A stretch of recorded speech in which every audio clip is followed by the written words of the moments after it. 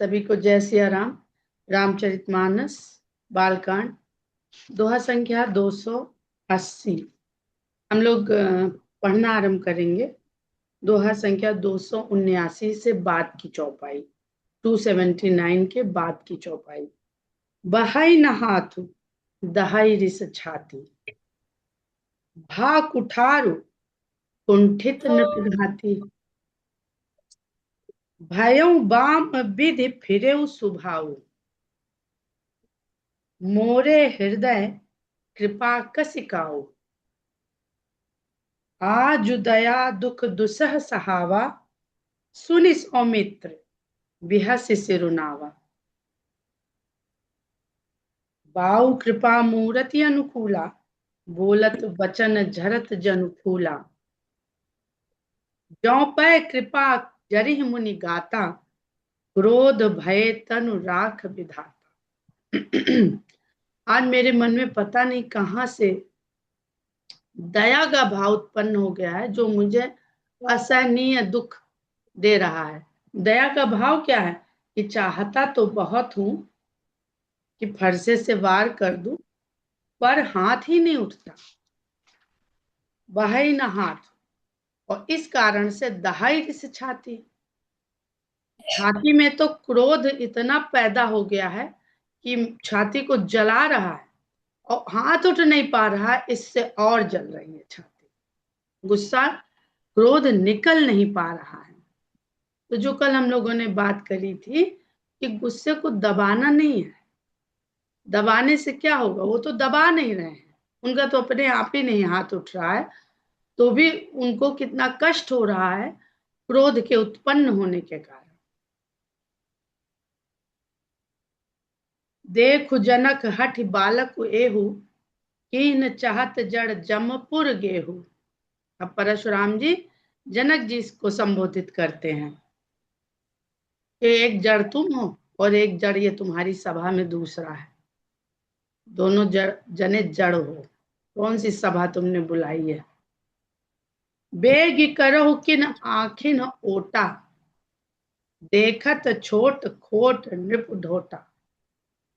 बिहसे लखनु कहा मन माही, मूंदे आंख कतौ को नाही। अब परशुराम जी के क्रोध और लक्ष्मण जी के क्रोध की तुलना अवश्य करिए। लग तो ऐसे ही रहा है कि दोनों लोग क्रोध प्रदर्शित कर रहे हैं, और लक्ष्मण जी का क्रोध परशुराम के क्रोध को भड़का रहा है, क्रोध रूपी अग्नि को। आगे देखेंगे तो वो राम की तरफ उन्मुख हो जाएंगे, बातचीत उधर मोड़ देंगे, और किस प्रकार वो लक्ष्मण के दोष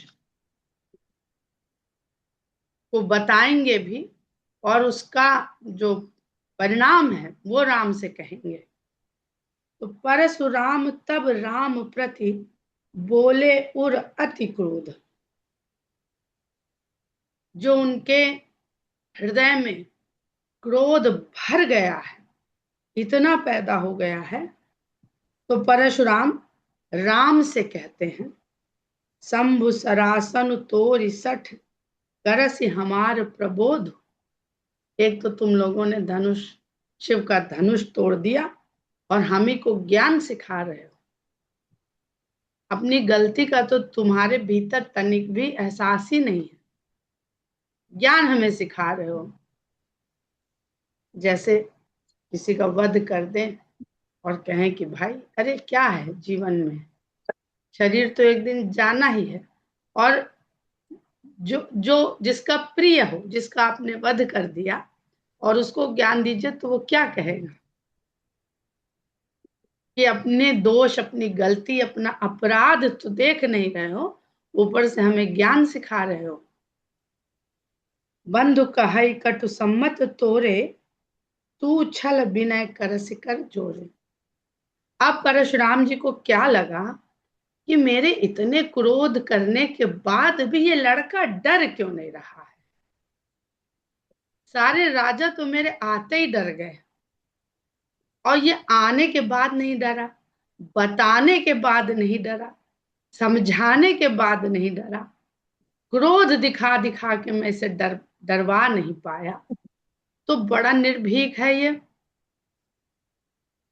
तो इसकी निर्भीकता के पीछे कौन है, कारण क्या है इसकी निर्भीकता का? कोई ना कोई कारण तो है, कोई ऐसा वीर जरूर है इसके पीछे जिसको ये बच्चा समझता है कि वो मुझसे भी वीर है, तो अगर मैं इसका कुछ अहित करूंगा तो वो इसे बचा लेगा। तो कहते हैं कि एक तो तुमने जो है धनुष तोड़ दिया है शिव का, और हम ही को ज्ञान बताया जा रहा है। ये जो तुम्हारा छोटा भाई है, जिसे तुम कभी दुधमुहा कहते हो, कभी बालक कहते हो, कभी कुछ कहते हो, ये जो इतने कड़वे वचन बोल रहा है, बंधु कहाई कटु सम्मत तोरे, तुम्हारे बल पे ये इतना कड़वा कड़वा बोल रहा है।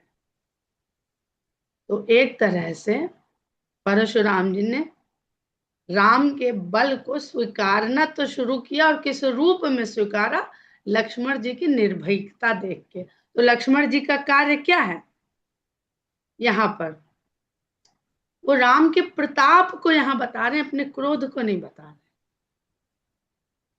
उनकी निर्भीकता के पीछे राम का प्रताप है, वो ये प्रदर्शित करें। दिखने में क्रोध दिख रहा है, पर वो राम का प्रताप है जो परशुराम को थोड़ा बहुत समझ में आया।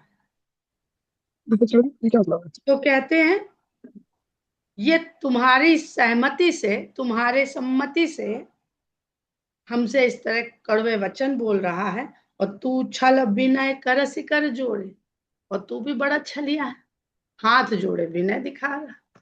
तो एक लड़ रहा है और दूसरा विनती कर रहा है। ये तुम्हारी मिली भगत है। ये मेरा जो गुस्सा है वो किसी का, तुम्हारा या तुम्हारे भाई का अहित न कर पाए, मारने न पाऊं मैं तुम लोगों को।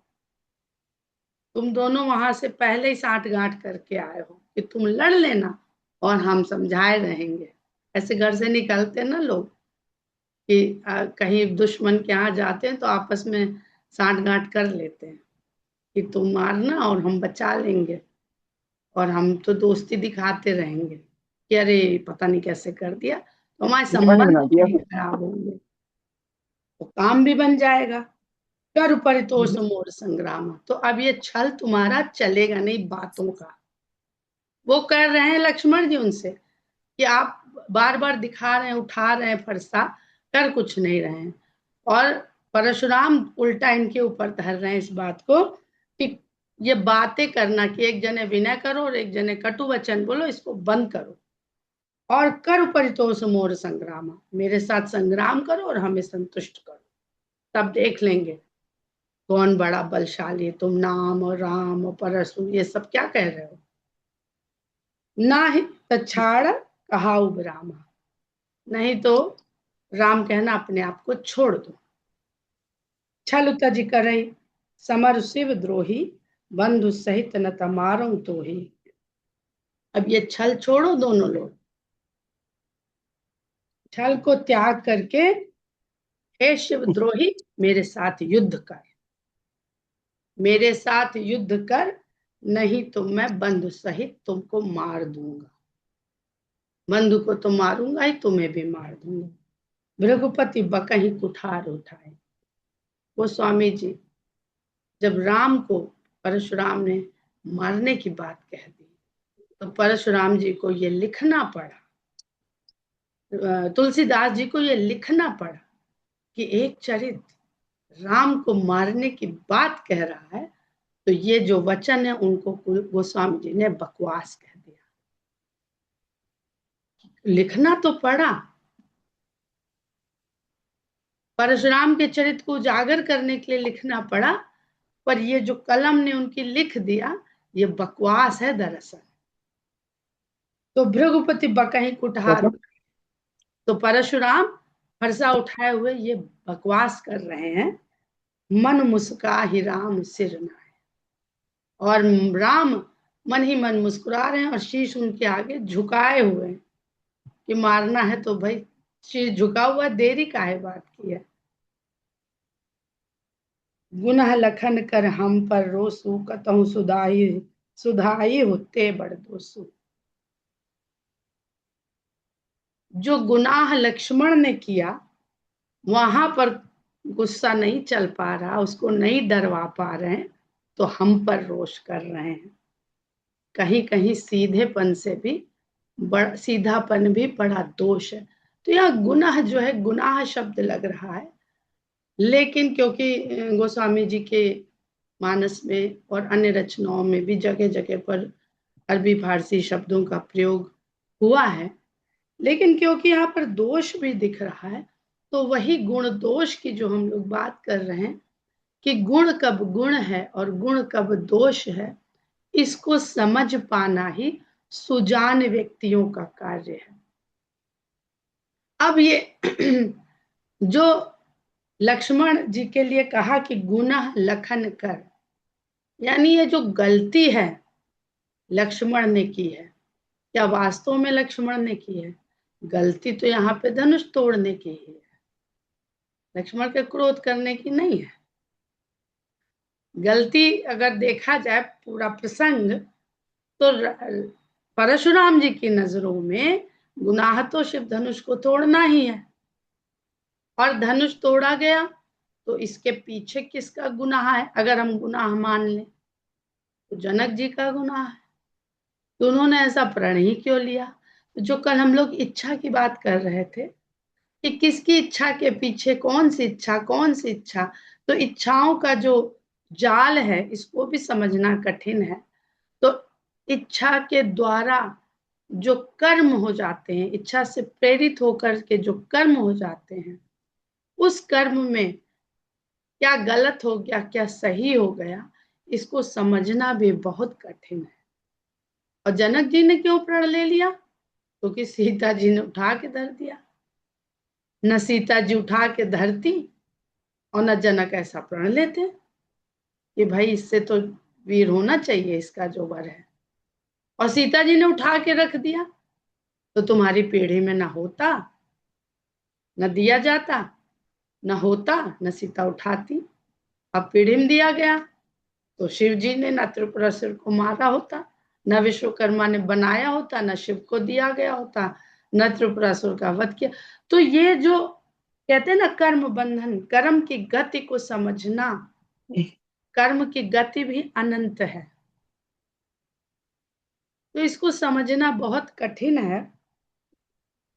और अगर हम लक्ष्मण और राम के को बीच में रख करके इस चौपाई को समझते हैं, तो अगली चौपाई कहती, टेढ़ जान सब बंदई काहू बक्र चंद्रमहि ग्रसई न। कि टेढ़ा जब होता है तब सब उसकी वंदना करते हैं, यानी टेढ़े आदमी से सब डरते हैं, वंदना करते हैं, झुकते हैं उसके आगे, वंदनीय है। टेढ़े चंद्रमा को गोस्वामी जी ने लिखा ना कि एक तरफ उन्होंने कहा कि टेढ़ा है चंद्रमा, लेकिन शिव जी ने टेढ़े चंद्रमा को शीश पर धारण करके उसे पूजनीय बना दिया। अब यहाँ पर राम और लक्ष्मण में अगर हम देखें तो राम पूर्ण चंद्र है, पूर्ण ब्रह्म है ना, तो चंद्रमा जब पूर्ण है तो वो पूर्ण ब्रह्म का प्रतीक है।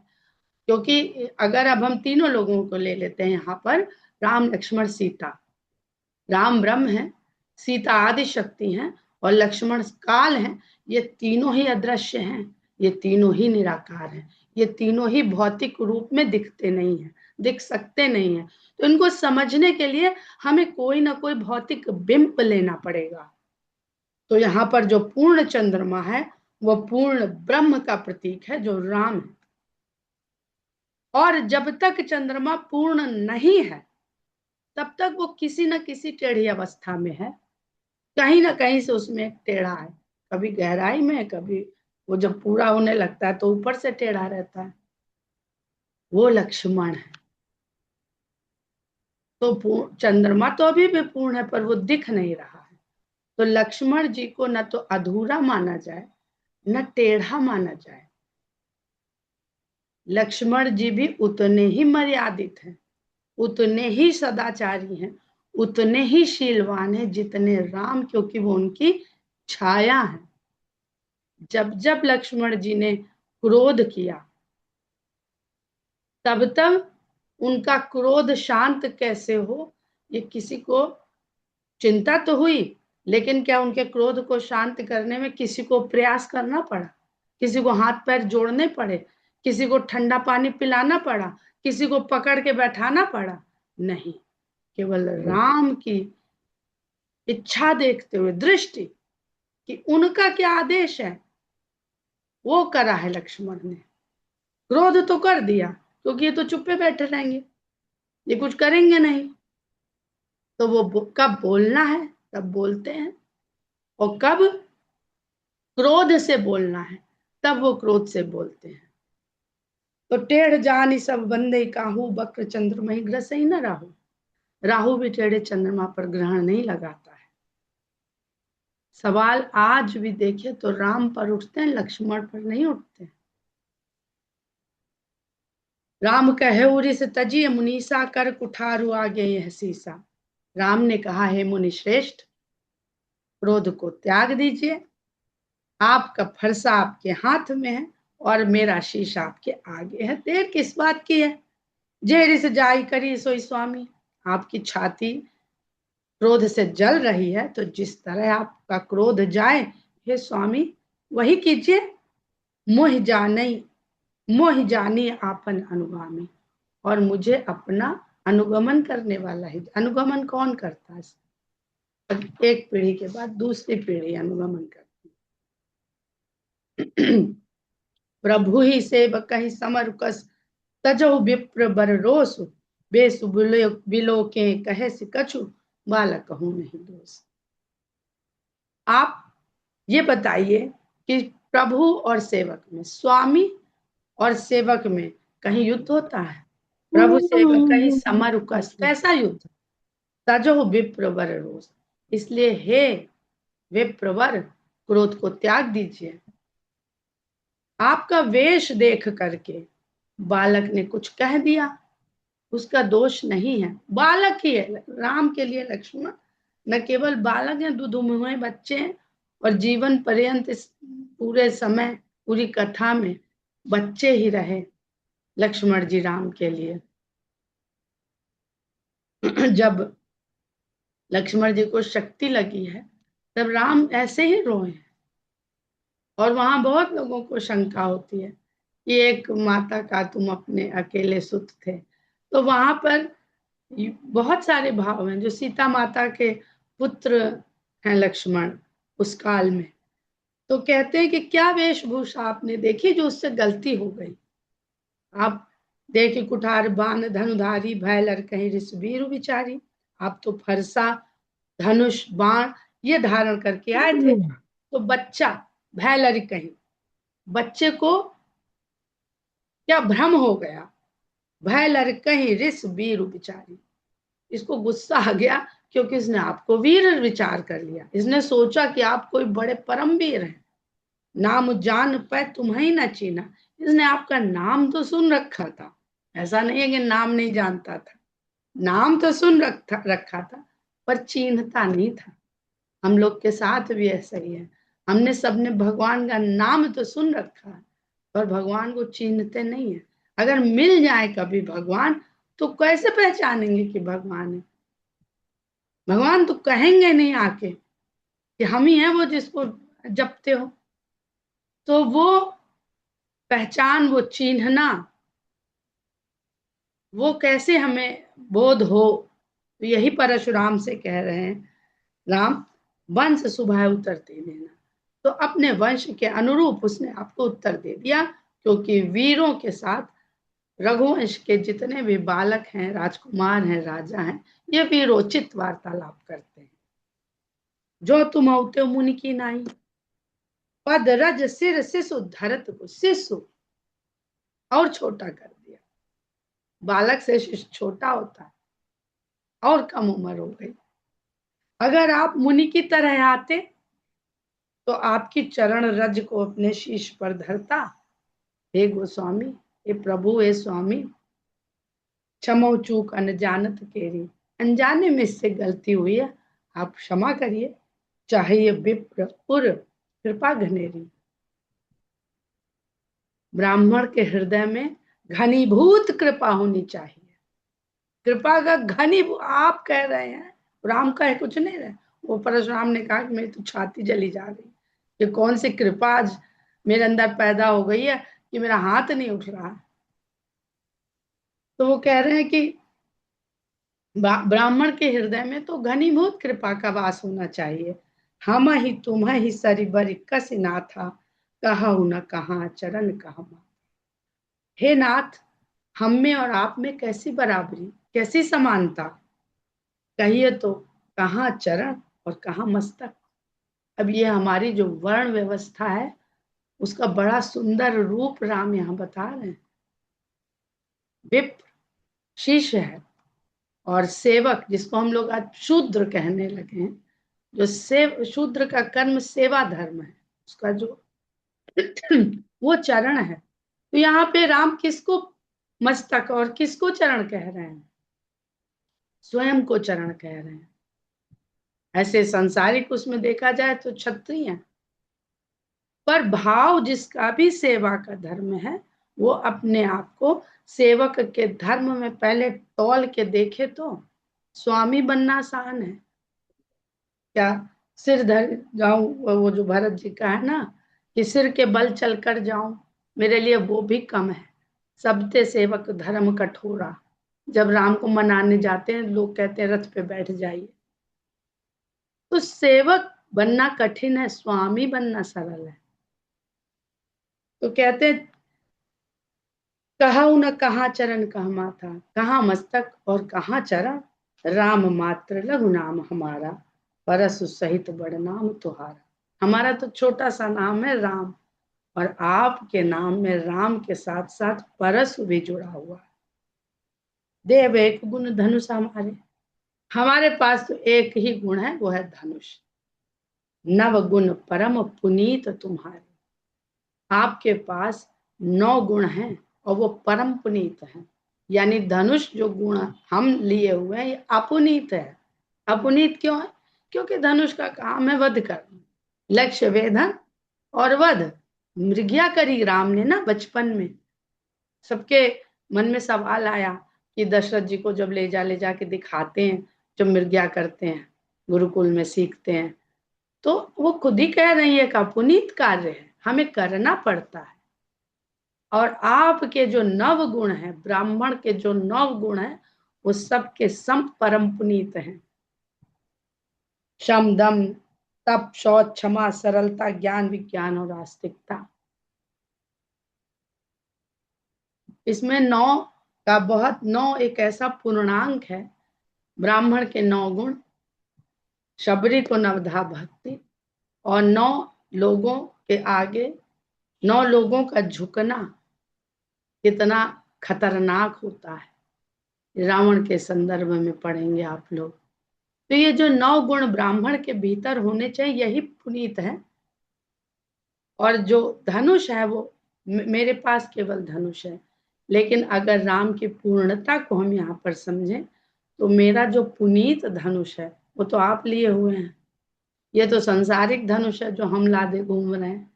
जो पुनीत धनुष है, वैष्णव धनुष, जो आपके पास है, और जो आपके गुण हैं वो हम क्षत्रिय होके आए हैं, सेवक होकर के आपके यहाँ भी विश्वामित्र के साथ आए हैं, तो सेवक भावना से ही आए। वो जो गुण, ये सारे गुण, उसका पालन तो हम कर रहे हैं। तो देखिए तो किस तरह से राम हम शब्द का प्रयोग किए बिना उनके दोष नहीं उनके दोष और अपनी अच्छाई नहीं बता रहे, उनकी अच्छाई बता रहे। सब प्रकार हम तुम सनहारे, हम तो हर तरह से आपके आगे पराजित हैं। क्षमो विप्र अपराध हमारे, हे विप्रवर हमारे अपराधों को क्षमा कीजिए। बार बार मुनि विप्रवत कहा राम सन राम, बोले भृगुपति सरु सहसे कहूं बंधु समबाम।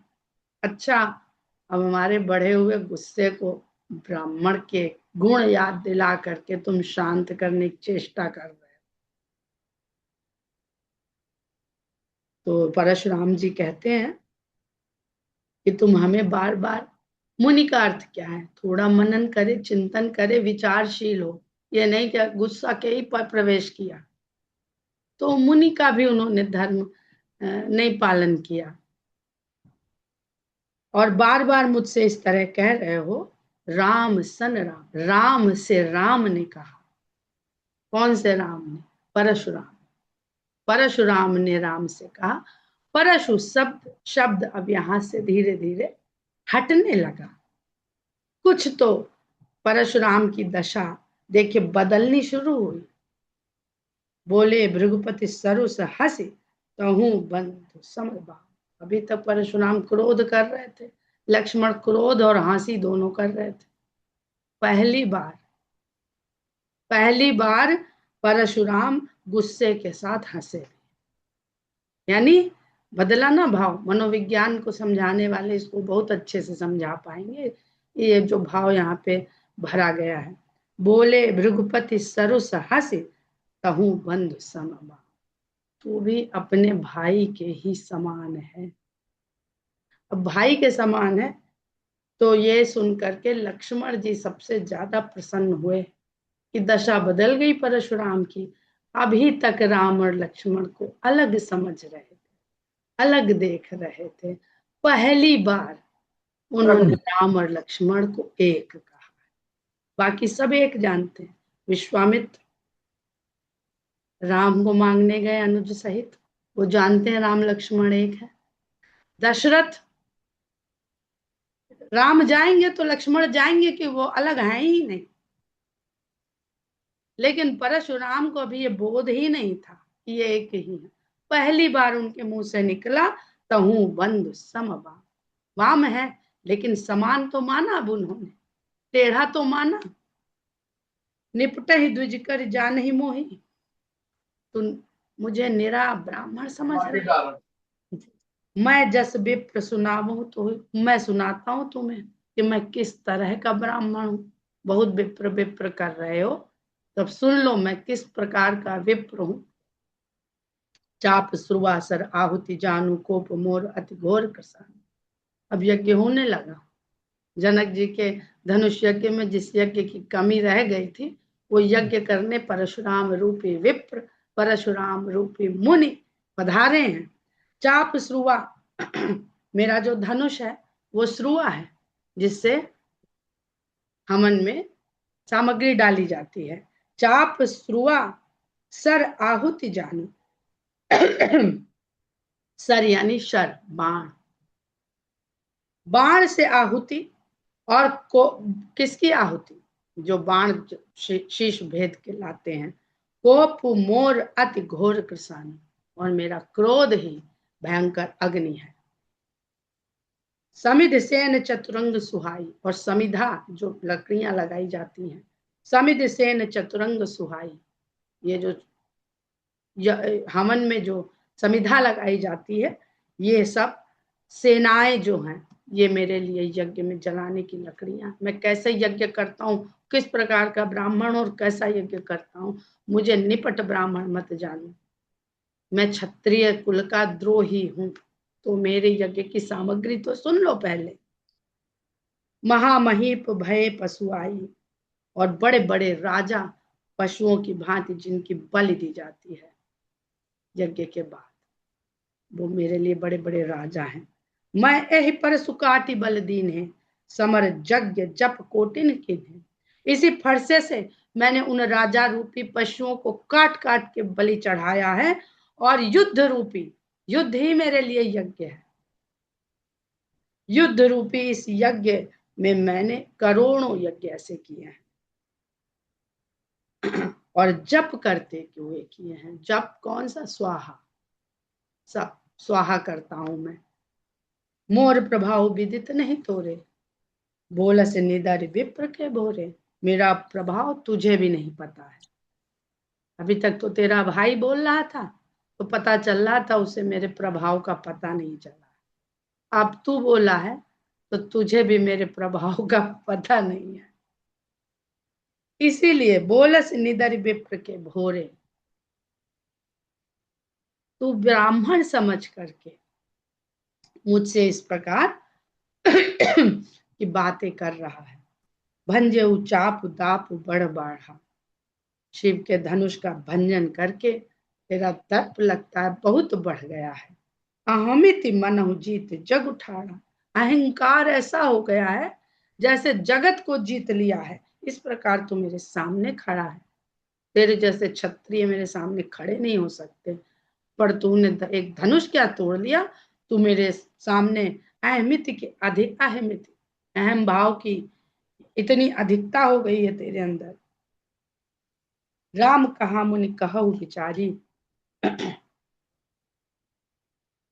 ऋषि अति बड़ी लघु चूक हमारी। राम ने कहा, हे मुनिवर, कुछ विचार करके बोलिए। भाई जो मुनि कहा, मुनि का काम क्या है? मनन करे, मन में सारे तथ्यों को मनन करे, चिंतन करे, विचार करे, फिर कोई इस पे कहते हैं किसी सिद्धांत को स्थापित करे, कुछ कहे। आपका क्रोध बहुत बड़ा है, हमारी भूल तो छोटी सी है। छूते ही टूट पिनाक पुराना, मैं कही है तो करूं अभिमाना। आप जो कह रहे हैं मेरा दर्प बढ़ गया है, तो मैंने तो तोड़ने का प्रयास ही नहीं किया, मेरे तो स्पर्श करते ही टूट गया। मैं इसमें किस बात का अभिमान करूं? वो इतना पुराना था कि हाथ लगाते ही टूट गया। अब हाथ लगाते कमजोर चीज टूट जाए तो उसे मेरा कौन सा बल मैं दिखा रहा हूं। जो हम निद्रहि विप्र बदि सत्य सुनो भृगुनाथ, तो अस को जग सुभट जहि भय बसना वही मात। जो हम निद्रहि विप्र बदि, अगर आपको लग रहा है कि हम आपको ब्राह्मण समझकर आपका निरादर कर रहे हैं, तो फिर सच्चाई सुनिए, हम ब्राह्मण समझकर ही आपका आदर कर रहे हैं। निरादर जो शीश झुका रहे हैं आपके सामने, तो ब्राह्मण समझ के झुका रहे हैं। और अगर आपको ऐसा लगता है कि ये हमारी भूल है कि हम आपके आगे झुक रहे हैं, हमारी कायरता है, तो अस को जग सुभट उजई, तो संसार में ऐसा योद्धा बताइए जिसके आगे हमने भय से माथा झुकाया। बहुत सुंदर दोहा है। हम लोग यहीं पर विराम लेते हैं, और यहाँ पर राम और परशुराम की जो वार्तालाप है वो अपने चरम पर पहुंच रहा है। हम लोग यहीं विराम लेते हैं। जय श्री राम।